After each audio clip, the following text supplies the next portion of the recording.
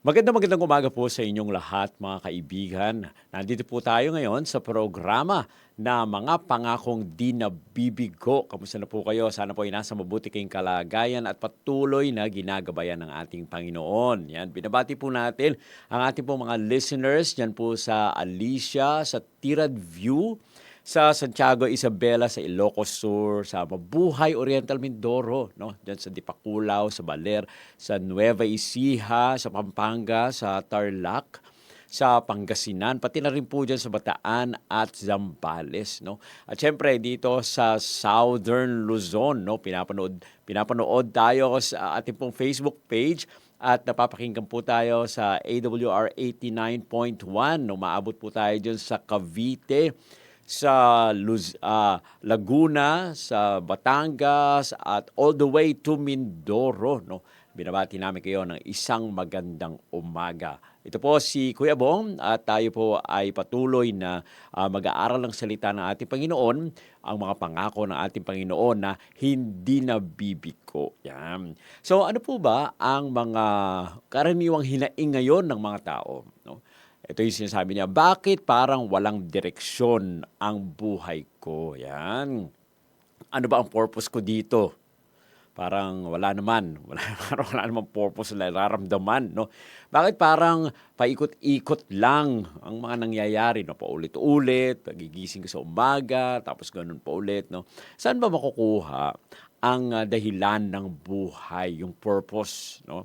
So kung tayo ay naghahanap ng magpupuno ng kawalan sa ating pong buhay, huwag tayong aalis, no? At ang ating Panginoon ang siyang magbibigay sa atin nung ating mga pangangailangan at siya ang magbibigay sa atin ng ating pong mga nais sa ating pong buhay. Okay? So, ano naman po ba? Ngayon ay ang focus natin ay God's plan for you. No? Ano po ba ang plano ng ating Panginoon para sa bawat isa sa atin? Ang ating pong main text ay makikita po natin sa Jeremiah 29:11. Yan. At ang sabi po dito, "For I know the plans I have for you, declares the Lord. Plans to prosper you and not to harm you. Plans to give you a future and a hope." No, ang ganda po ng plano natin Panginoon, no? Binabanggit po dito sa Jeremiah 29:11. Kaya kung iniisip po natin na parang walang nangyayari sa buhay natin, walang patutunguhan ang buhay natin, tandaan po natin yung text mula po sa Jeremiah 29:11. Alam niyo po, maganda na atin tong minimemorize, no? Dahil sa kung kayo ay namumroblema at parang walang magandang nangyayari sa buhay natin, kapag meron tayong mga pagsubok, malalaki yung mga challenges natin, sabihin lang po natin at i-memorize natin to. Nasabi sa atin ng ating Panginoon, alam ko ang mga plano ko para sa iyo. No? Yan po ang sabi ng Panginoon. Plano na tayo po ay paunlarin at hindi po ipahamak. No? At ang plano na bigyan tayo ng kinabukasan at ng pag-asa. Okay, so yan po ang plano sa atin ng ating Panginoon. Kaya nga, tingnan po natin, no, yung ating pong acronym ngayon sa umaga po ito. No, nandiyan na po ba ang inyong mga notebooks? Yan.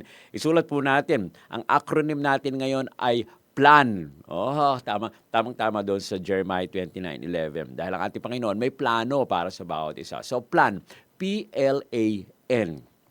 So, ano po ba yung plan na yon? P ay purpose, L, listen, A, act, and N, never give up. Oh, ang ganda. Ganda po ng acronym natin ngayon. So kung kayo na may problema, isipin natin yung plan. Oh, ano ba yung plan? May purpose tayo. Ano yung plan? L, listen sa ating Panginoon. No? At A, act, and N, never give up. So tingnan po natin yung P, purpose. Ano daw yung purpose? Purpose, God created you for a reason. No? Tayo po ang layunin ng ating Panginoon. Nilikha po tayo ng ating Panginoon ng may dahilan. Hindi lang tayo basta, parang gusto ko yatang maglikha ng mga tao ngayon. No? Hindi naman po ganun, basta sinabi natin Panginoon. Kundi tayo ay may purpose. No? Ang Diyos po ay may natatanging layunin, no? Para sa bawat individual. Hindi po tayo aksidente. no? Tayo po ay binuhay ng ating Panginoon at iniisip niya ang isang bagay para sa bawat isa sa atin. Kaya nga napaka-importante, no? P, may plan po ang ating Panginoon sa bawat isa sa atin. No, yan ang acronym natin, P, purpose. God created us for a reason. No? Sa Ephesians 2:8, ito po yung sinasabi, "For we are God's handiwork, created in Christ Jesus to do good works, which God prepared in advance for us to do." No? Ito po sa Ephesians 2:10. Ang ating Panginoon, ginawa po tayo, nilikha po tayo ng ating Panginoon sa mabubuting gawa. Inihanda po tayo ng ating Panginoon. Ito po ay may importansya po tayo sa harapan ng ating Panginoon. Kaya wag po nating sabihin, no, tayo ay parang walang halaga sa buhay. No? Wag niyo pong iisipin yan dahil tayo ay nilikha ng ating Panginoon. Minsan, parang pag iniwanan tayo ng mahal natin sa buhay, o kaya naman ay may namatay, no? Parang wala nang halaga, naku ayoko na, hindi ko na iisipin yung mga ganyang bagay, no, iniisip natin. Lalo-lalo na kung meron tayong mga problema na parang napakabigat, no, ng ating usually relationships, no, ang nagiging problema natin na mabigat. Dahil sa nararanasan po natin o nararamdaman natin na parang tayo ay itinakwil o hindi na tayo mahal. No? Yan po ang isa sa mga talagang nakaka-stress sa atin na nakakaalis ng importansya ng ating buhay sa bawat isa. Kaya napaka-importante. Tandaan po natin, no? Tayo nilikha ng ating Panginoon na may purpose tayo. Inibig po tayo ng ating Panginoon. No? At wag po nating kakalimutan yan. Okay? Isa sa mga sulat ni Mark Twain, ito bang sabi niya, "The most important days in your life are the day you are born and the day you find out why." Dalawang pinakamahalagang araw daw po sa buhay natin ay yung kung kailan tayo sinilang, no? At yung araw na malaman natin kung bakit tayo nandito. No? Nung mga bata pa po tayo, parang wala tayong masyadong iniisip na ganyan. Sinasabi lang ng nanay natin, "O sige, mag-aral ka mabuti." No? At pag nakapag-aral ka na, ay magkakaroon ka ng trabaho, magkakaroon ka ng pamilya. No? Parang binabaliwala lang po natin ito. Pero kapag nakilala natin ang ating Panginoon, na meron palang purpose sa atin ng ating Panginoon. No? Hindi lang tayo basta-basta mabubuhay para sa sarili natin, kundi tayo ay nilikha ng ating Panginoon upang ipamalas sa atin yung kanyang pagmamahal at tayo rin ay maging daan upang maipamalas natin sa iba ang pagmamahal ng ating Panginoong Diyos sa bawat isa sa atin. So may purpose, no? Hindi tayo basta-basta ginawa lang na walang dahilan. So yan po yung sabi ni Mark Twain.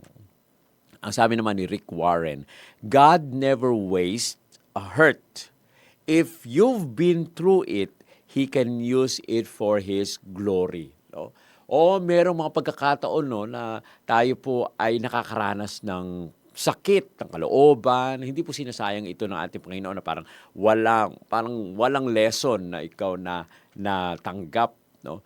Kapag naranasan daw po natin ang mga bagay na ito, no, ginagamit ito ng ating Panginoon either para sa purihin natin siya, yung kaluwalhatian ng ating Panginoon, o makita ng mga tao yung ating pong buhay at sila ay pupuri at luwalhatiin nila ang ating Panginoon. No? So, ito po, yung pinakauna plan. Okay? God, a purpose. God has a purpose for you. No? You were created for a reason. No? So, tingnan po natin, kayo, ano ba ang purpose ninyo? Okay? Hindi lang po ito para ikaw ay magluto para sa inyong mga anak. No? Hindi naman yan basta-basta ang purpose. Actually, one of the best purpose ng mga magulang ay ipakilala ang ating mga anak sa ating Panginoon. No? Yan po ay isa sa mga responsibility po ng mga magulang. Kayo po ba, pinapakilala po ba ninyo ang inyong mga anak sa ating Panginoon? Actually po, kapag ito ay una nyong ginawa, di ba tayo, mga magulang, gusto natin safe yung ating pong mga anak, no? pag magulang tayong minsan kung pwede lang sana sabahan lagi sa school at bantayan palagi pag maglalakbay o magbebiyahe, no? Parang gusto nating gawin, no? Meron nga tayong meron tayong ginagawa na parang tracking device, no? Para alam natin kung nasaan yung mga anak natin. Kung ano man ang mangyari sa kanila, kung hindi man sila makasagot, maaari natin puntahan at maaari nating tulungan. Pero alam niyo po, one of the responsibilities of a parent is to introduce them to Christ. Yan po. No? Dahil kapag kayo po ay, ito ang focus po natin, na mapakilala natin ang ating Panginoong Hesus sa ating pong mga anak, at maturuan natin sila na manalangin, maturuan natin sila magbasa ng banal na kasulatan, at ma-encourage po natin sila na magkaroon ng relationship sa ating Panginoon. Hindi na ho kayo matatakot. Bakit? Tayo, di ba, may relationship tayo sa ating Panginoon. Kapag tayo nananalangin, nagkakaroon tayo ng kapayapaan. Okay? Kung ang ating pong mga anak ay merong relationship sa ating Panginoon, hindi na tayo ang kailangan magbantay sa kanila. No?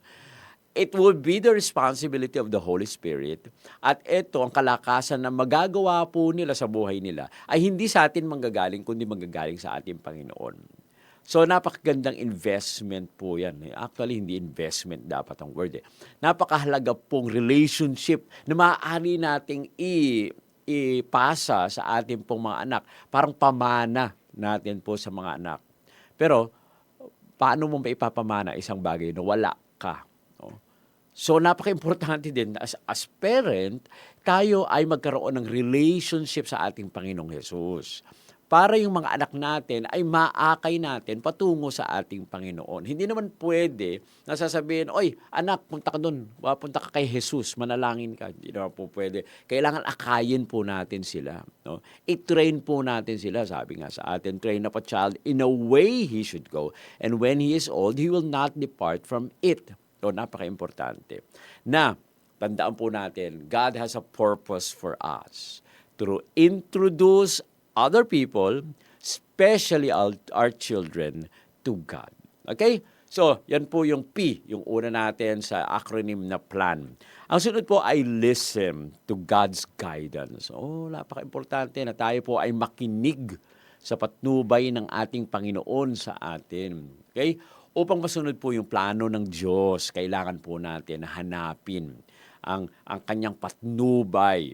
No? Sa magitan po ng una, pananalangin, no? Sa magitan ng pagbabasa ng kanyang banal na salita, at patuloy sa pagtawag sa banal na Espiritu. Okay? So yan po, listen. Listen to God's guidance. Kaya lang minsan po, talagang marami tayong pinapakinggan, marami tayong iniisip na hindi na tayo nakikinig sa ating Panginoon. No? At, parang tayo na lang sarili natin sa salita ng salita. May kaibigan ba kayo na ganyan? Na yung kaibigan ninyo, siya lang ang salita ng salita. Siya lang ang parang gusto lang pakinggan. Ikaw ay nakaganyan ka lang. Gusto niya na ikaw ay nakaupo ka lang dyan, makinig ka lang dyan. Yeah. Hindi naman po gano'n ang relationship. Napaka-importante na merong two-way relationship. If we pray, God is listening to our prayers. But if we read the Bible, we are listening to the words of God.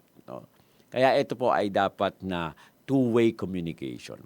Now sa Proverbs 3, 5, and 6, ito po ang sabi, trust in the Lord with all your heart and lean not on your own understanding.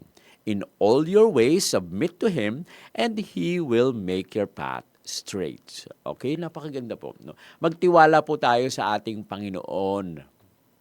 Hindi lang basta tiwala, kundi magtiwala tayo ng buong puso sa ating Panginoon. Manalig po tayo sa Kanya. Huwag po sa ating po mga sariling pag-uunawa. No? Tayo po ay lumapit sa ating Panginoon at tayo po ay lumakad, na nagpapasakop sa Kanya dahil sa Kanya po ay sa Kanyang presence, ay matutuwid ang ating pong mga landas. Ang key word po dito ay trust. Kapag tayo po ay lumalapit sa ating Panginoon, tayo nakikinig sa ating Panginoon, hindi lang po natatapos sa pakikinig, no? Ito po ay kailangang gawin rin natin. Ang mga bagay-bagay na hindi po natin ginagawa kasi minsan ay maaaring hindi natin naintindihan o maaari naman na wala tayong tiwala doon sa taong nag-uutos sa atin. Kaya nga, listen, kailangan po tayong makinig sa ating Panginoon at magtiwala tayo sa ating Panginoon. Isaiah 30:21, ito pong sabi, whether you turn to the right or to the left, your ears will hear a voice behind you saying, this is the way. Walk in it. No, napakaganda po sana na sa ating pong buhay, no, meron tayong nakikinig tayo. Actually, hindi naman tayo sinisigawan ng ating Panginoon. Naalala nyo yung nangyari po kay Elijah, nung siya po ay nanggaling doon sa pakikipagbakan niya, doon sa mga propeta ni Baal, no? Siya po ay tumakbo mula doon sa bundok at nagtago actually siya sa yungib, no? At narinig niya doon meron pong lindol at may mga kidlat. Hindi po doon, wala doon ang ating Panginoon, no?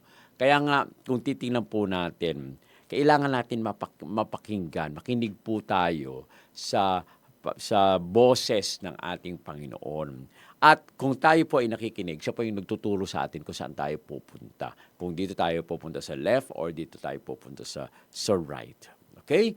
So, sabi po ni Mother Teresa, isa pong ito po ay isang madre, no, naglingkod doon sa Calcutta, India. Sabi po niya, God speaks in the silence of the heart. Listening is the beginning of prayer. No? Kapag tayo daw po ay tahimik at wala tayong masyadong pinapakinggan at tayo ay nagme-meditate sa ating Panginoon. Ang ating Panginoon ay nagsasalita sa atin. At eto na ngayon, nag-uumpisa ang ating pong mga pananalangin. No? At nakikinig po kasi tayo, ang ating Panginoon, ay nangungusap naman sa atin. Ang sabi ng isang manunulat, hindi po naitala ang kanyang pangalan, the closer you walk with God, the less room for anything to come between. Ganun din po, no? Sa mag-asawa, ganun din. Kapag kayo ay laging magkasama, walang tao na maaaring pumagitna sa inyo, no? Kaya nga, kung nagmamahalan ang mag-asawa at ang isip nila ay laging nakakonekta, walang tao na maaaring mag-separate sa kanila. Okay? So yan po, listen. Doon sa ating pong acronym na plan, no? Una, purpose, no? God created us for a reason. At sunod yung L, listen to God's guidance. And A po tayo, act in faith and obedience, no? O kumilos daw po tayo ng merong pananampalataya at pagsunod sa ating Panginoon, no? Kapag tayo po ay nasa ating Panginoon at nauunawaan natin yung kanyang plano sa bawat isa sa atin, tayo po ay kumikilos na may pagmamahal, no, sa kalooban ng ating Panginoon. Kahit minsan nahihirapan na tayo. At kahit minsan ay parang hindi natin alam kung ano yung ginagawa po natin, no? Minsan talaga ang ating Panginoon, God works in mysterious ways, no? Na ang nais ng ating Panginoon sa atin, sumunod lang tayo, magtiwala tayo sa ating Panginoon. Dahil siya po ang magbibigay sa atin ng tamang landas, no? Sabi nga, 'di ba, sa kanina yung binasa natin sa Jeremiah 29:11, for I know the plans I have for you, says the Lord, no? Plans not to harm you, no? But to give you a future and a hope, no? Kaya ito po ay panghawakan po natin. So James 2:26, ito pong sabi, as the body without the spirit is dead, so faith without deeds is dead, no? Hindi po tayo lalapit sa ating Panginoon, sabihin natin, Panginoon, nagtitiwala ako sa iyo. Panginoon, nananalig po ako sa iyo. Pero hindi naman tayo kumikilos doon sa ating pong pananalig, no? Unang-una na ako po ay pumasok sa PICC, alam niyo po ba, noong tagal na yun, 1980 something, 85, no? Nagkaroon po ng parang parang isang pagpupulong doon sa PICC. First time ko pong makapunta doon. Ako po ay almost grade 4. No? Tama ba? 1985, yan. Grade 4 po yata ako. At alam nyo, kapag kayo pumasok doon sa PICC, wala pa noon yung, ngayon may mga sensor, no? Pag nakita ka, bumubukas na ganyan. Noon ay wala pong sensor, pero doon sa iyong aapakan, kailangan mong umapak doon sa may bilog na mayroong arrow papasok. At kapag umapak ka na doon, bubukas yung pintuan. Okay? Siyempre, bata pa ako nung naglalaro. Sinusubukan po namin. Pag tumayo lang kami na gano'n, tapos hindi kami umapak doon sa bilog, hindi po bumubukas. No? So, tatanggalin namin yung paa namin, tapos sasara na ulit yun. Pag nilagay ulit namin yung paa, yung bigat, no, yun ang, parang yun ang nagbubukas, parang trigger na bumubukas. No?